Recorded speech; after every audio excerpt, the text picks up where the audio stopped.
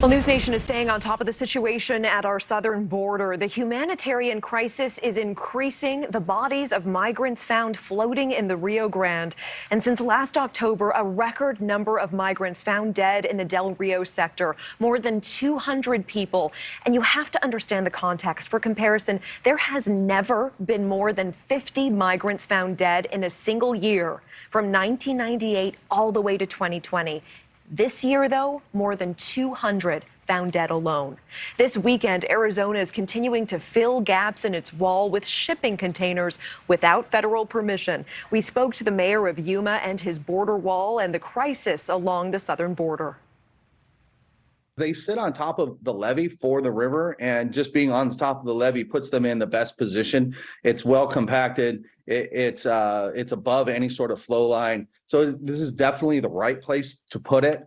But what we're looking at really is the heat in our weather situation. The heat this time of year has already claimed over 40 people. And exposure, you can't possibly carry enough water if you don't receive help within immediately crossing the border. You can't carry enough water to sustain life. We don't want to see people die. We want to see people live and prosper, but do so legally and safely. We are joined now by Jorge Ventura, a reporter for the Daily Caller. Jorge, thank you so much for being here. Thanks for having me. I want to talk about this. Arizona continuing to stack those shipping containers to try to fill the holes in the border barrier. There are still gaps, though, that allow migrants to easily access the U.S. Is this a tenable long-term solution, or will people simply continue moving down the line?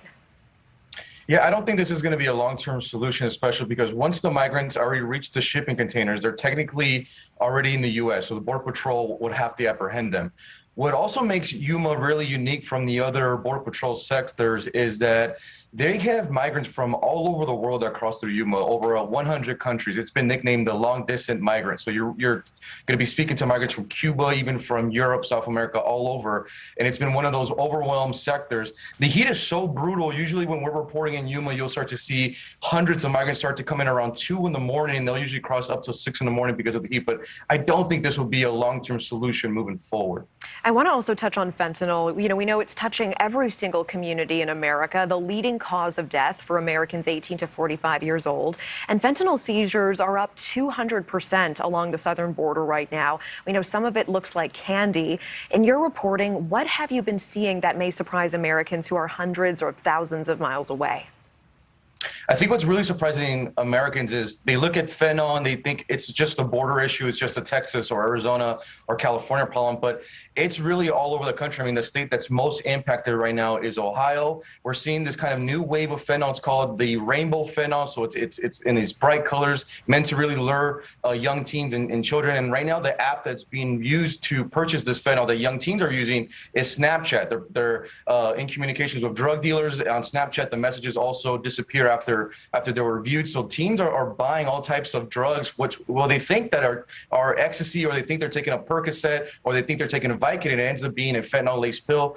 Earlier this year, I even covered a fentanyl overdose death in Palmdale, California, where a 22-year-old man injured himself working out at a gym, and someone in his local gym came up to him and said, "Hey, I actually have a Vicodin. It should deal with the pain." It ended up being fentanyl-laced, and the man actually woke up dead the next day.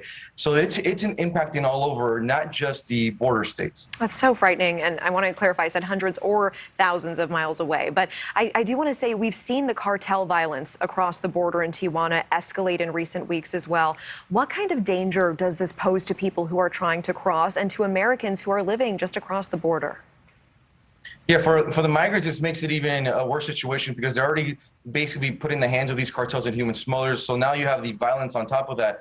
Also, it's important to remember, there's actually a lot of Americans who travel to Mexico just for dental work. I actually interviewed 4 or 5 Americans who were in Mexicali during the cartel violence, which they were very fearful of.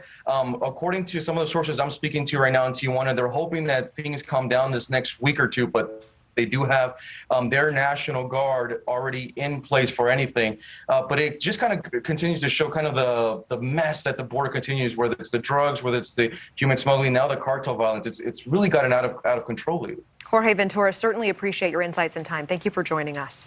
Thank you for watching. Go to newsnationnow.com to find NewsNation on your television provider. And don't forget to click the red subscribe button below to get more of NewsNation's fact-driven, unbiased coverage.